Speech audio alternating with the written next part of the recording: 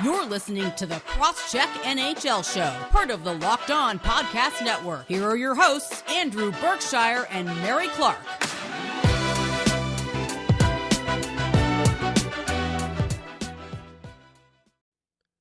Welcome to the Crosscheck NHL Show. Mary Clarke couldn't be here with us today, so we've got Laura Saba from Locked On Canadiens, and we have a great show for you here today. We're going to talk about, are Leafs fans okay? Because they don't seem very okay.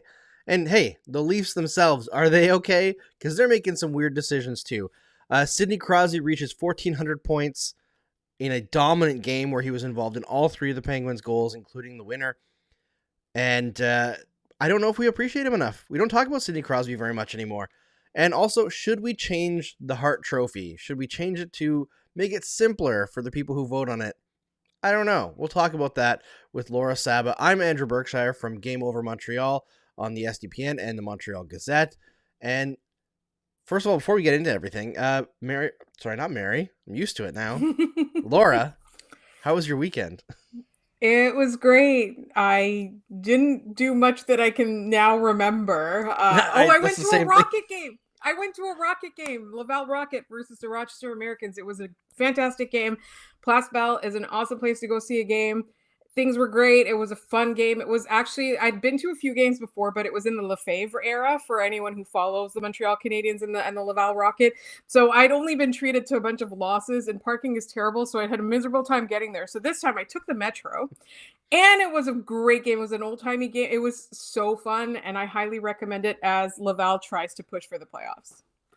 How about you? I know that Laval's like on the edge there, and the division's really tight, but it seems like they're building a pretty decent amount of momentum there, and they're going to get some reinforcements here pretty soon as well. That's the hope, I think. It's going to be great. Yeah, all right. So first of all, we got to talk about the Maple Leafs because, as always, they are the main character. It is unfortunate for everybody else, but sometimes it's funny. But the first thing that happened, not so funny, really. There was a kid at the Leafs Habs game in Toronto on Saturday night, and before the game, from what I can read of the situation, Nick Suzuki tried to give a puck to this kid. The kid didn't catch it, and it caught him in the lip, and it split open his lip, and the kid's obviously a little bit shaken up and crying. So Nick, the great guy that he is, goes over and gives this kid a stick. Takes pictures with him, gives him a little like side hug and everything. Nick Suzuki being Nick Suzuki, it's great. Should have ended there, but then Toronto Maple Leafs staff or MLSE staff from, I want to say the ACC, but it's not the ACC anymore, Scotiabank Arena, came over and told the kid that they had to take the stick, and kid didn't want to give up the stick. So they kicked him out of the game. They said the stick could be seen as a weapon. And I'm sure that there's more to this story, but what's your read on it, Laura? Because this sounds completely nuts to me.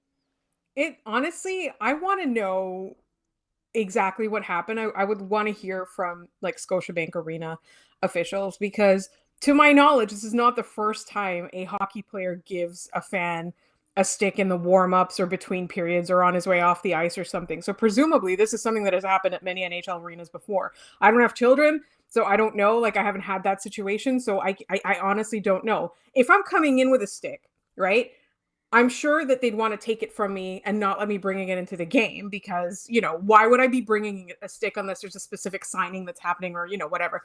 I get that. But the kicking him out part, like, why not say, we're going to check this for you. Here's a token or ticket and come get it at coat check later, right? Like, that's the part I don't understand, is that something is fishy here. Like, unless like there was some fighting going on or like there was some conflict going on in the stands, I don't understand why they would get kicked out. I truly, as a person working the arena, I'd be like, can I keep this for you? Here's where you can pick it up at the end of the game, just so that everybody around you is safe. It could even be like due to your excitement, you could hit somebody by accident. I totally get that. Totally legit. So we're missing a very, very important piece of this story. Yeah, that's the thing. I know that people were going around after seeing this story and saying, like, in the Bell Center, if you're given a stick, the arena staff will come and tell you they'll keep it in the official store and you can come get it after the game. You'll get a voucher. Here's my assumption, and I could be wrong because, I wasn't there. We've only had 2 tweets from the parent of this kid, but just as a parent of a kid in that age range-ish, my guess as to what happened, purely speculation, is that the kid was rattled by getting his lip split by a puck. And you can even see in the pictures with Nick Suzuki, like he's still crying. And then the staff came and told them that they were going to take the stick and put it somewhere so that he could get it after the game. But the kid did not want to, the kid could not understand that the stick was not being taken away forever. And he just wouldn't let go of the stick. And then eventually the ushers were like, listen, we can't let him have the stick. So you got to give it up or you got to leave. And the parent was like, I'm just done trying to navigate this situation and we'll just leave.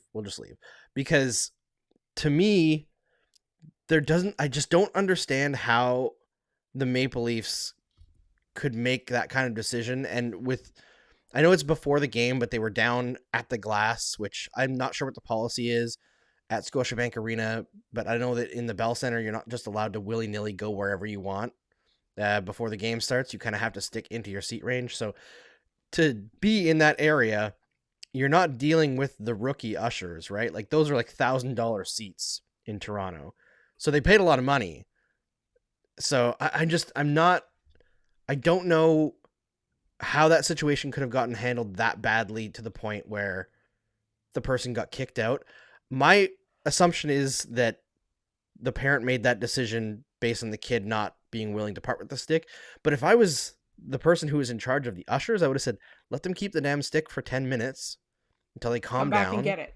Yeah, and then come back and get it once they're calmed down. Explain it to them when they're not upset. It's not like there's a ticking time bomb on this stick. You've got really until the first intermission. The kid's not going to be swinging the stick around. He was it looked like a 7-year-old or something like that, or 6-year-old. Not that old, 6, 7, maybe 8. Based on the height. And it's at the age where they can get really upset and defensive, but not at the age where they're screwing around with the stick. Like my 4-year-old would be screwing around with the stick all the time. But a couple years from now, you wouldn't be. You could sit still. Kids that age can sit still.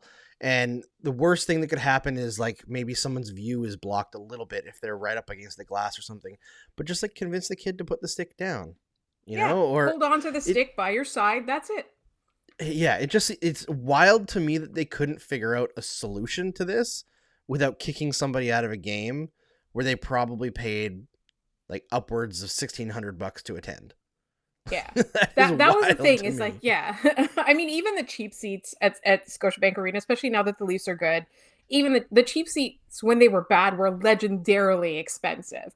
So I honestly, that's the thing. There's a portion of the story that we're not getting. And the thing that I didn't think about is having a child be inconsolable, because in that moment you can be you're still young enough where you just see red, right? You can't be reasoned with for a little bit. You need to have your cry. You need to have your tantrum. I mean, I'm a lot older than that at 30 years, and I can still be inconsolable sometimes. I totally get it.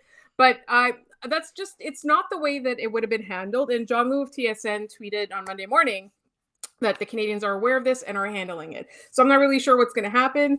But, I think the Canadiens definitely are a classy organization, and they're definitely going to address it in some way that's going to make the kid feel special.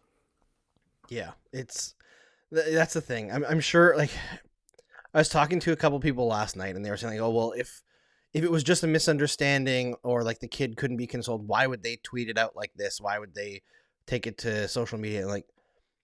I don't want to be disparaging of the parent, but also they lost out on a huge game with their kid. Maybe they're trying to see if the Canadiens can make it right, and I don't really blame them for that. Especially in this economy. Yeah, you got your Nick Suzuki stick, but I'd also want to have the experience of being at the game, and that they were kind of robbed of that.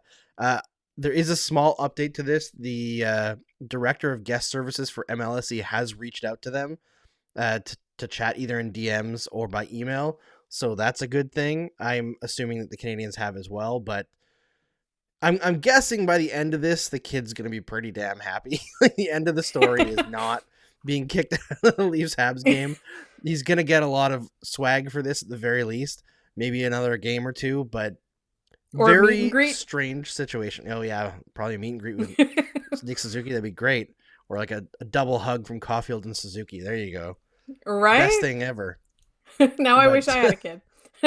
There you go. Leverage them for things from the Canadiens.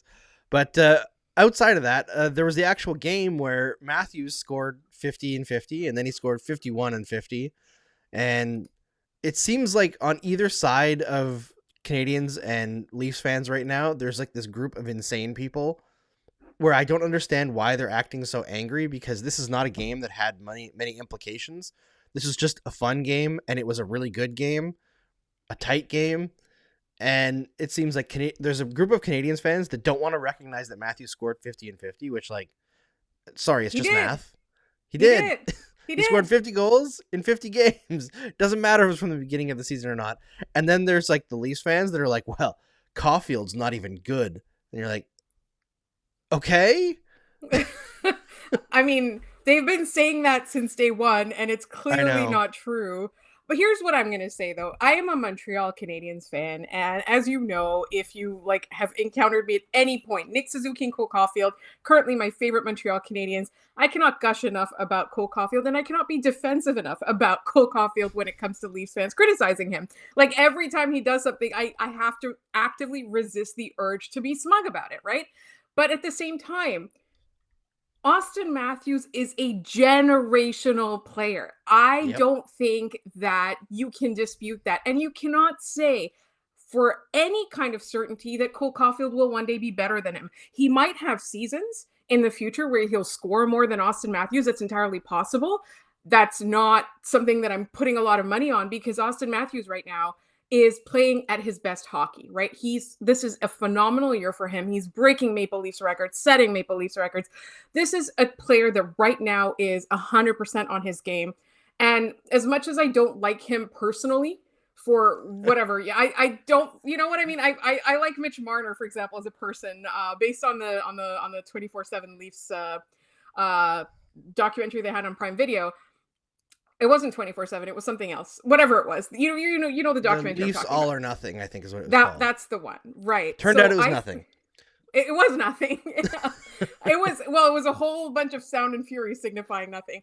But I find Mitch Marner a more likable player. I find Willie Nylander a more interesting, engaging, enjoyable player.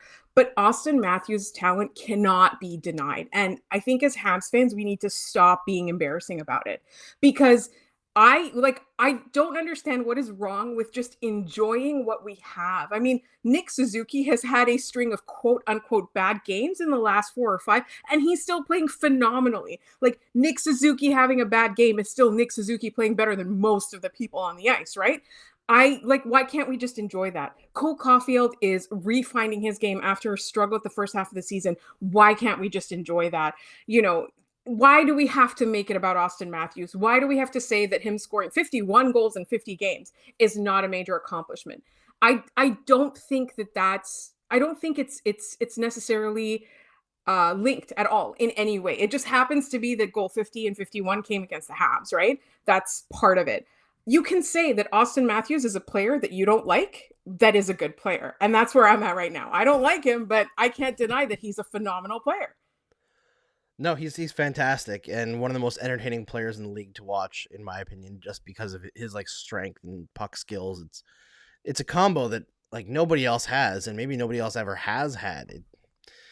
Maybe the closest comparable is Mario in terms of just raw tools, but it's just incredible. He's incredible, and the fact that he did it against the Habs, scoring twice in one game, is cool for the Maple Leafs, and cool for Auston Matthews. Finally, he scored 2 goals against the Canadiens. It wasn't in a game that mattered, but hey, there you go. And the last thing that we have about the Leafs is, I don't know if you saw, but there was a few people on Leafs Twitter who were losing their minds that young prospect Matthew Knies is headed back to college. And I find this incredibly funny that there's this disconnect among Leafs fans where they think that they're like the best team in the league, right? And which is fair. They're a great team. And they can weather injuries and they can still be great and be expected to win the Stanley Cup. But then they lose their minds if some like 19-year-old college kid doesn't sign with them yet. Like, what is this coming from? You think he's going to be the difference between winning a round and not? Like, is he even going to crack the lineup? That's my question, is that if you're this kid and you're looking at the stacked lineup that is crowded already, and you're like, I want to play with this team, you're not going to sign this year. You're going to sign when they have holes in their lineup. You're going to go back to university. You're going to keep working on your game. A lot of players have done it. A lot of players like don't get questioned when they do that, you know? And it's not like he said, I'm turning my back on the Maple Leafs and I want to become a free agent when my rights are up. He literally just wanted to go back to school for at least 1 year. I don't think it's the end of the world. And honestly, like, I don't blame any players for making decisions like that when you've got a lineup that's so crowded that you don't even think you're going to crack it. Maybe he doesn't want to play for the Toronto Marlies. Yeah.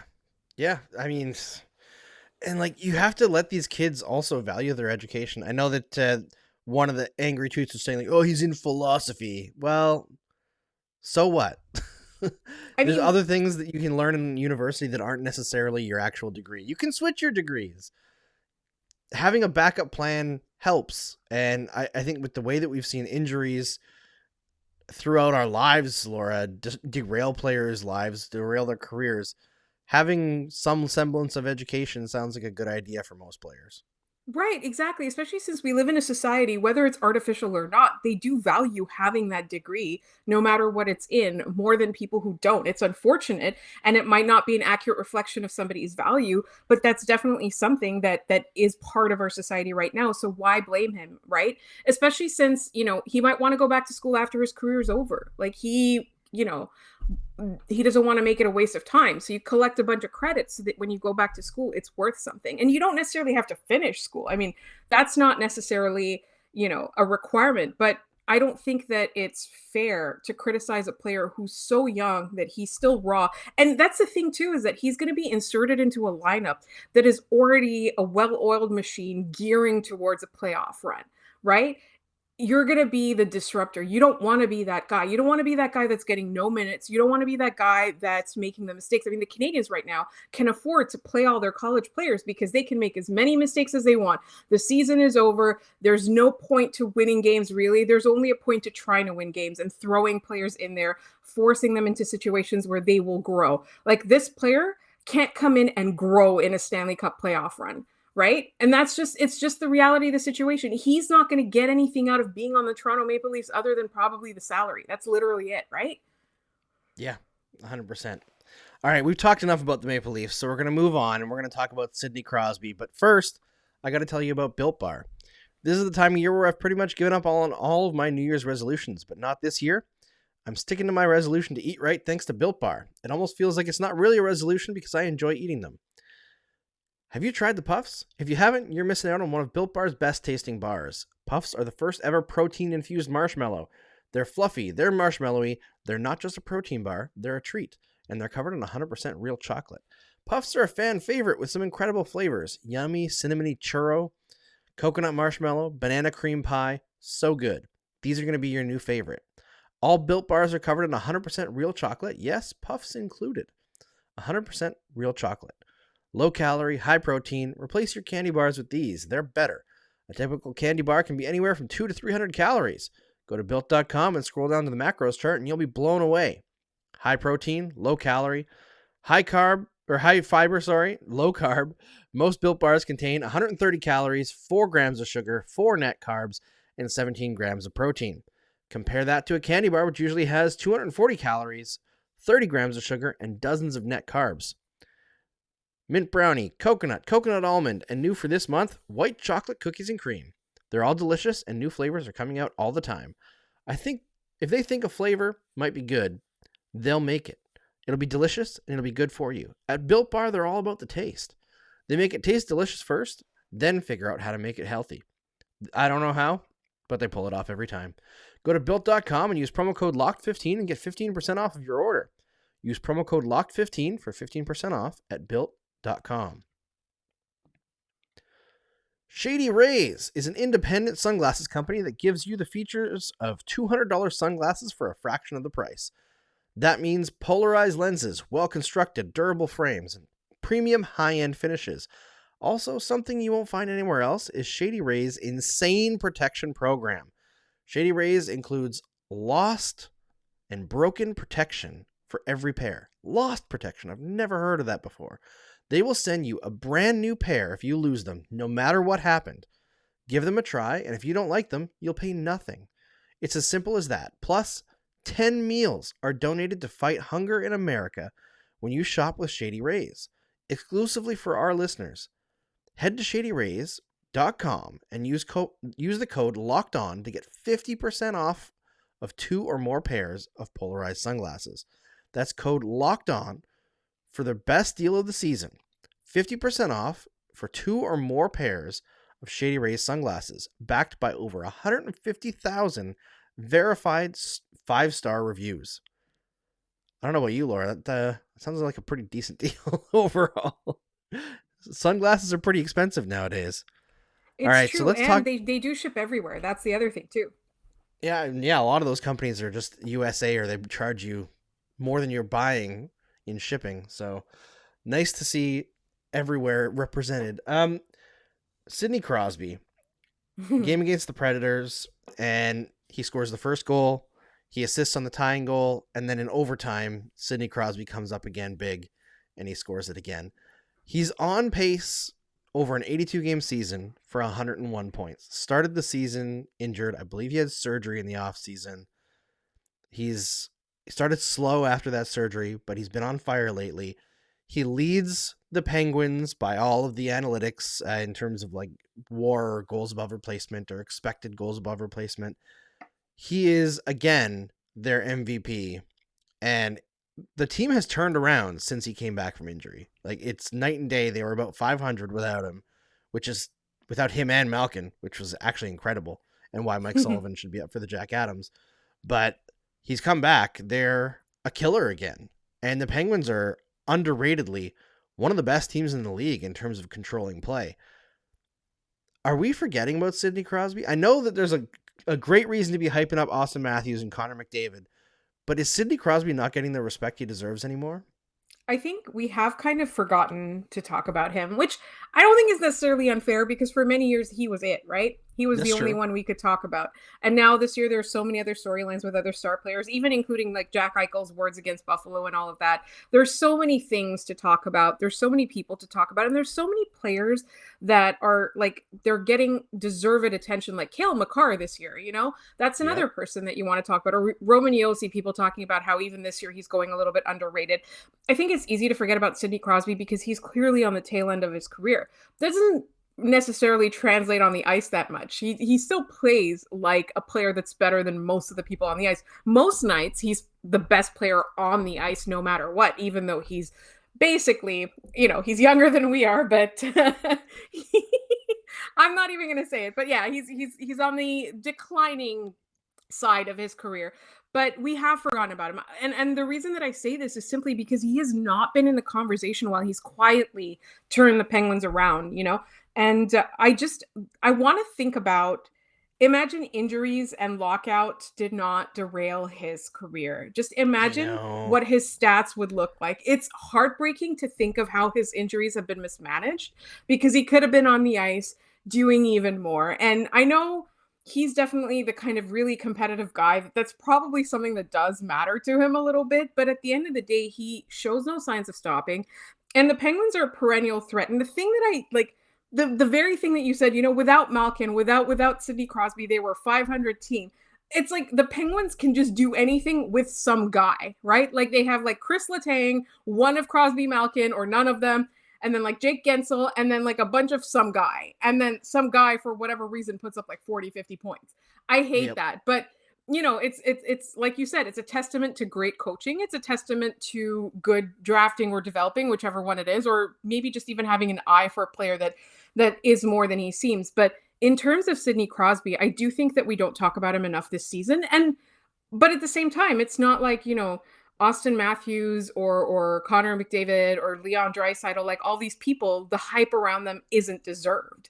It's just that he's flown under the radar for whatever reason. I think because people like to count out the Penguins until it's too late. Yeah, that's true. I mean, Mary had the Penguins missing the playoffs in our season preview. That's okay. I had Carolina missing the playoffs. What?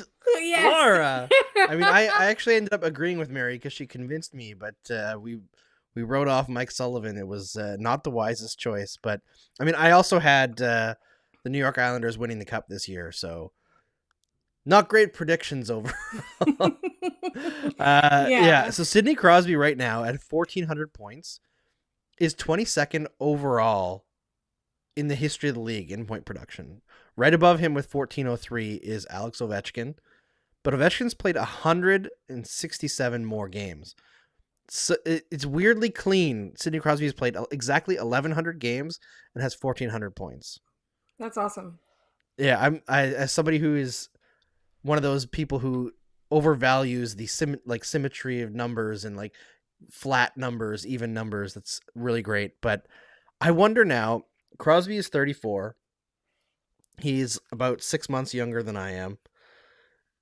How many seasons do you think he plays in the NHL? Like, how many seasons does he have left? And how far up the board could he move? Because he's missed almost, I think, 200 games in his career due to injuries. And then you add in like lockout stuff. It's even more. Another half season almost. So if in those games, because they're mostly in his prime, like I think you could not even be charitable and say Crosby would probably have another like 200, 250 points. Yeah, that would bring him already into the top 10. That would put him in Joe Sakic range. So that's far incredible. Up? Yeah, I know. Like it'd be right below Mario Lemieux, who, to be fair, did it in 915 games, but it was a different era in terms of scoring. No, like we've got this there weird were no goaltenders back then. This is true. I mean, same with Gretzky. Not to take anything away from them, like they would be great this year too, but they had an advantage, we'll say, in terms of scoring. So Sidney Crosby is signed for 3 more years after this one. I'm guessing he continues to play after that because that would only take him to age 37. That's really Probably funny. Stays with the Penguins. That's really funny because I thought he would end at 37. I didn't realize he was signed for 3 more years. I thought it was 1 more year. And then I was like, oh, he'll do another 2 year. I definitely think that he's going to finish out that contract. You know what? I see him coming back because I feel like, you're talking about somebody who likes the symmetry of numbers and those whole numbers and stuff. He definitely seems like that as well. He's definitely superstitious about numbers. He likes things like that. He likes things to add up to certain things. And so I feel like if at the end of that year where he's 37 years old, he'll come back if there's a chance that the Penguins could push for another cup the next year, or if he's close to breaking another record or going up in moving up in the standings, I think he'll come back. But otherwise, I feel like he takes care of himself in such a way that he could play until 40. But yeah. I also feel like he's the kind of player who's not going to want to play unless he can be elite. Yeah, that's definitely true. That's definitely true. It's kind of like Patrick Waugh, right? Where you look at his last season in the NHL and it's like really strong overall relative to the field, and then he kind of had a really rough playoffs. I was like, yeah, I'm done. Yeah. He's if I can't be the best, I don't want to be it. Yeah, I'm not at my best anymore. I'm just out of here. And I feel like that was a pretty surprise retirement. I believe Waugh was 37. I could be wrong there, but that was like a surprising retirement at the time. I could see Sidney Crosby doing that too, and it being a bit of a surprise. I don't think he's the kind of guy who would say, like, I'm retiring at the end of the year, like the Sedins, and have like the big long farewell tour. He might do it out of like loyalty to the fans kind of thing. That could be something, but I feel like he himself doesn't want that attention. No. You know what I mean? But I find it crazy to see how close he is to truly cracking the top 10. He would need 1,591 points to pass Phil Esposito. So he would need to get 191 more points. I feel like he's got 3 more seasons. Gets that. Yeah. 3 more seasons. 3 more seasons, yeah. he's assuming no averaging. injury. Oh, he's 17 seasons into his career. He's averaged a point per game, all of them. Wow. Like Even or over yeah. a point per game. He's Yeah, never been he can do below it. a point per game. He can do it. 3 seasons, yeah, for sure. Like even if he plays 60 games a year, we can basically bank on him getting 180 points. Yeah. And then he needs just 11 more beyond that. Just a couple more three goal games like yesterday's or 3-point exactly. games. All he Like needs is it's another, wild to think. Like he could miss so much time, play in a relatively low scoring era. I know that scoring is going up right now, but most of his career was played in a relatively low scoring era and crack the top 10. I feel like at the end of his career, we're going to have actual difficulty placing where Crosby fits in the grand scheme of like NHL history, because I think most people at this point are going to look at Connor McDavid and say his prime is better than Crosby's is. But Crosby, at the end of the day, is going to have so many career accolades that he's basically forced himself into the conversation with the Gretzkys, the Yagers, the Messiers, the Lemieux. Like he's in that tier. So it's like, do we just expand that tier to include more players, or we don't bump players down? Well, I think you kind of have to expand it because there's always going to be an asterisk with players of this era because there's so many things like, your lockouts and things like that. I do think with Sidney Crosby, like all you have to do is just think about how long it took for there to be a next one after Sidney Crosby. Yeah.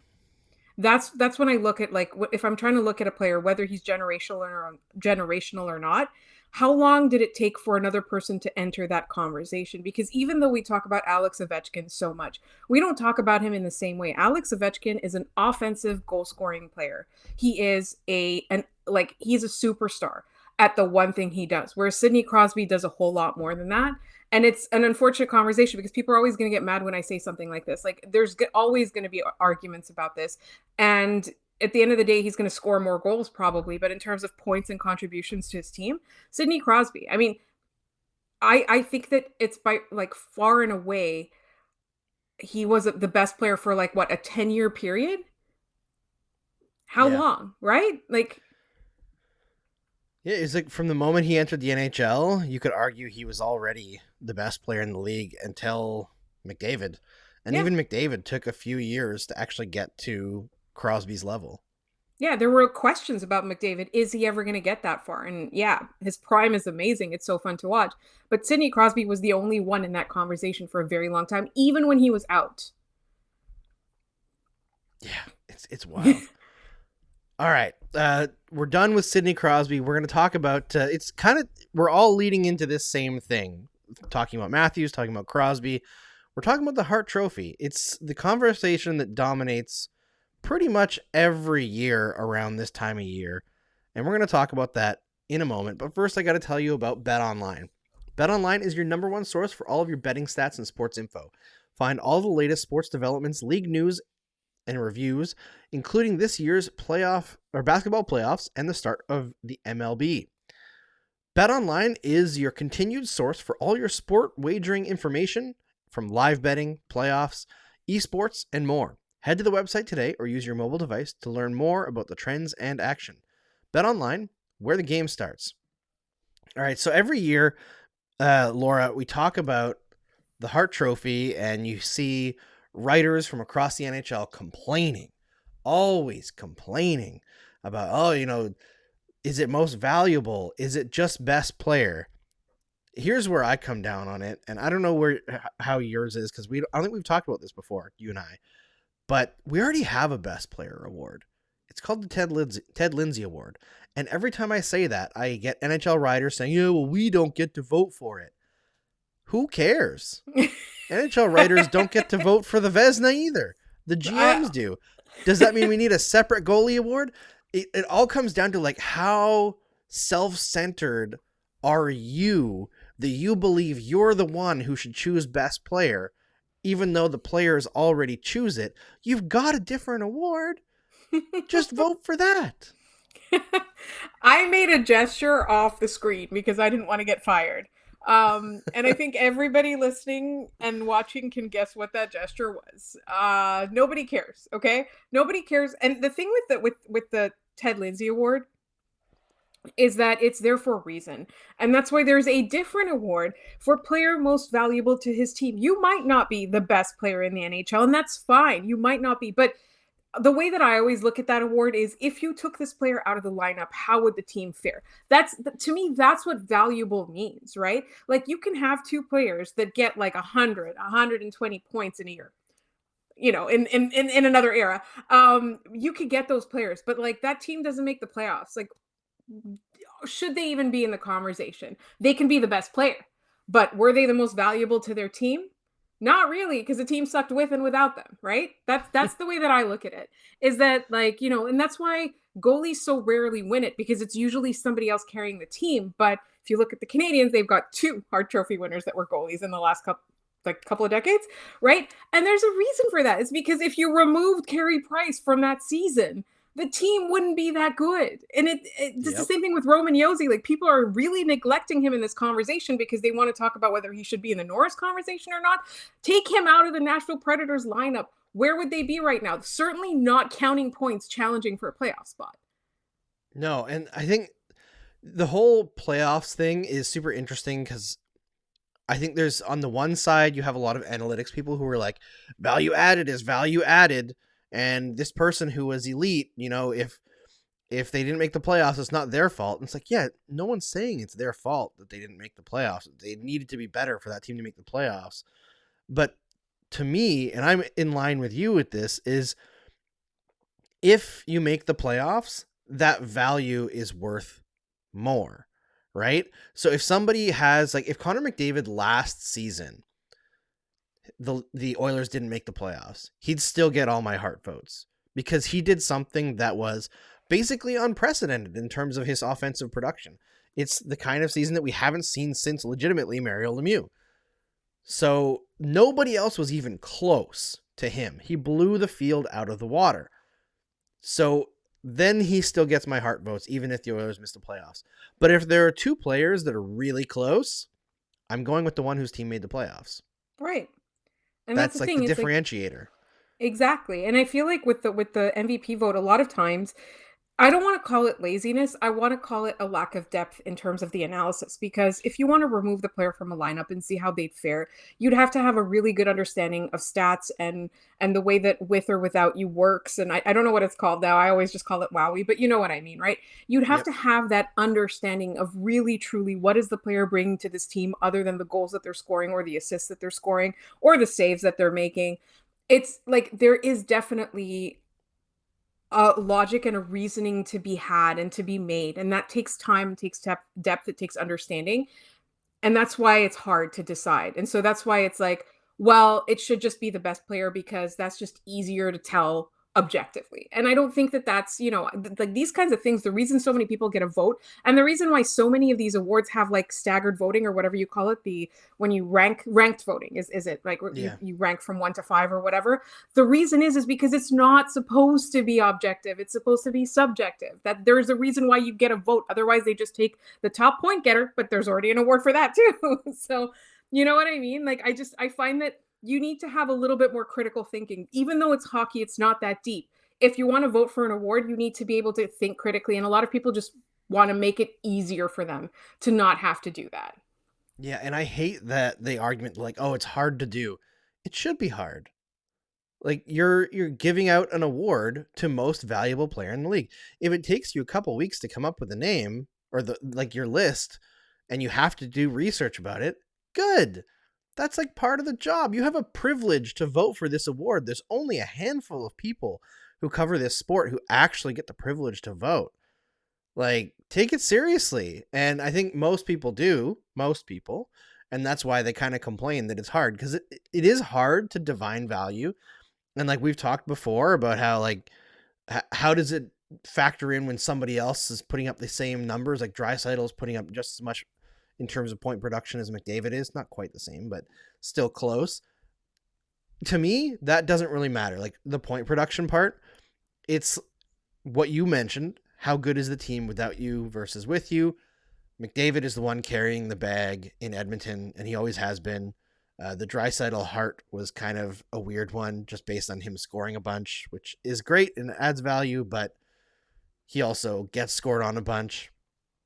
What I wonder is, like, how do you remove like a line, right? Like Gaudreau, he's a guy who's consistently mentioned right now as up for the Hart. But when you look at his whole line in terms of like how much they're adding, it's almost equal between him, Lindholm, and Tkachuk.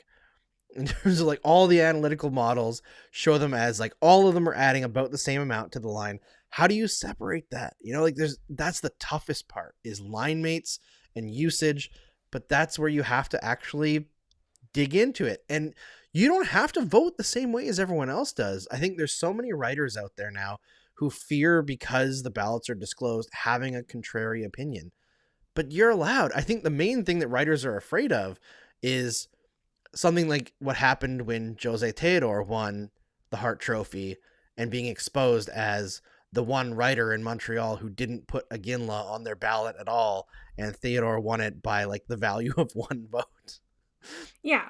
Yes, if you're going to do that kind of shit, you should be afraid. Exactly, but that's exactly what disclosing the ballots is supposed to prevent, right? You're supposed to vote like subjectively, but not cheat the system. And that's exactly what happened in that scenario. Whereas like for me, like the Gaudreau Tkachuk line, like that whole line contributes. Yes, it might be Gaudreau scoring the goals at the end of the day or the one with the most points at the end of the day, but they're contributing as a line. So to me, I don't think, as much as he's having a wonderful season and I love all of those players, actually, I don't know if I care much for all of them, but I would love them on my team. How about that? Yes. I'll say I would love them on my team, but I wouldn't consider him in the conversation simply because he's not one person. He's not doing it by himself. And that's a big thing, is that if you're doing it by committee, it's by definition, you can't be the most valuable player. Yeah, I agree. All right, we're going to wrap that segment there, and we're going to talk about our pop culture roulette segment with Laura, because she's got to do a meeting really quickly, so this is going to be really fast. But first, I got to tell you about Rock Auto. With the ever-increasing numbers of makes and models, it's now impossible for your local auto parts store to stock all the parts that you need. Why endure often pointless and seemingly intimidating questioning and wait while the person behind the counter orders the parts on their computer, choosing only the brand that their warehouse happens to carry? You have computers with access to rockauto.com at home and in your pocket. Save time and money when using Rock Auto. Why choose to spend 30, 50, or even 100% more for the same parts from a chain store or car dealership when you can use Rock Auto instead?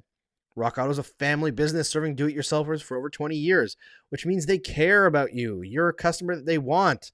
They're not a nameless, faceless corporation owned by some group of investors that are cutting salaries. You know, all the evil stuff in the world. Go explore their easy-to-use website today to find the solution to your auto parts needs. Go to rockauto.com right now and see all the parts available for your car or truck. Write Locked On in their How Did You Hear About Us box so that they know that we sent you.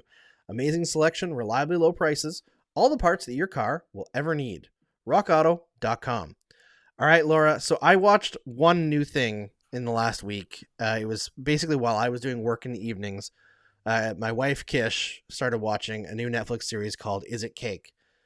And I had heard about this series before, and I like the idea of the like hyper realistic cakes and trying to guess what's real and what's not real.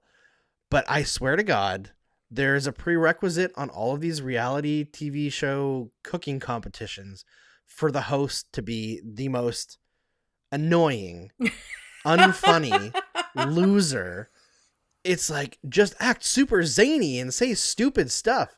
And everyone there is like told to laugh anyway. So like everybody laughs. Like you just say something that's completely unfunny and everyone's like, ah, ah, ah, ah, ah, ah. It's like, why are we laughing? I don't understand why everybody's laughing. Just why can't we just have a host that isn't stupid? I don't get it. I feel like it depends on the show, honestly, but like, Is It Cake? The premise, I haven't watched it yet, but I'm looking forward to watching it. Like shows like that, like Nailed It, Is It Cake, things like that, I reserve for when I'm having like a depression episode, and then I can just, like sink my teeth into it and just watch like a whole bunch of episodes of it and kind of hope to like feel a little bit better. But I definitely do feel that like the personality of the host has the potential to kind of ruin the viewing experience, even if the concept is 100%. great. And that's why I'm kind of a little bit ambivalent about this one, because as a concept, like I was all over those memes, those is it cake memes all over. Like this is obviously where it was born, right? Like this show, the Yes. show idea was born. It's fascinating. And as somebody who loves the idea of cakes that, or things that aren't like, like something that looks like a bowl of spaghetti that turns out to be a cake, or things like that, where like it really does look like something else. Like I love that talent involved and the intricacy and the patience, because I definitely cannot do that. But I think the host definitely needs to be somebody who can either blend into the background or is legitimately funny and engaging and entertaining. And that's really hard to do. Like when you're trading on your personality, you need to have a good one. And not everybody does. It's just the reality of the situation. And I'm glad you brought up Nailed It, because Nicole Byer is the host of that show, and she's like the only one who's actually funny. She's that so hosts good. these shows. She's good. Hilarious. Yes, exactly. Because that's a show that like after a couple episodes, I find the premise is a little bit tired, but she's good, so she keeps it fresh. Exactly. And that's the thing is like, if you can't be that funny, engaging person, it's fine if it's just exposition, right? It's fine if you just, if you, like Maya Bialik hosting Jeopardy, right? She doesn't really add all that much, but she's a perfectly cromulent host. Like, is it my turn? All right. Yeah, yes, your turn. We'll go quickly so you can get out of here. Yes. Okay. So I watched Fresh. It's on Disney Plus in the States. I believe it's on, in Canada. I believe it's on Hulu in the US. You can yell at me if that's wrong. It is a movie. If you liked Get Out, you will love Fresh. So it's a comedy horror movie. And if you're squeamish, I would say avoid it. There's really like only a couple of gross parts. The rest of it is really, it's dark humor, but I absolutely loved it. And if you have ever dated, I think that's definitely something that you're going to find relevant. Like somebody described it as Get Out is to white liberals as Fresh is to men, or straight men. So it's a comedy horror about dating, and I really, really liked it. I don't want to say too much about it, because I do find that the viewing experience is even more enhanced if you know going into it you don't know a whole bunch of stuff. But I will say, if you're squeamish, avoid. Okay. Is this the one with Sebastian Stan? Yes. Okay. I've heard about this movie, but I haven't seen it yet. All right. Thanks, Laura, for helping me host here today. And Laura's going to be back on our Friday episode as well, which we'll record on Thursday. And thanks for making the Crosscheck NHL show your first listen every Tuesday and Friday. But now make your second listen. Locked On Fantasy Hockey. Hosts Steele Roden and Flip Livingstone help you become the expert of your fantasy league. It's free and available wherever you get your podcasts.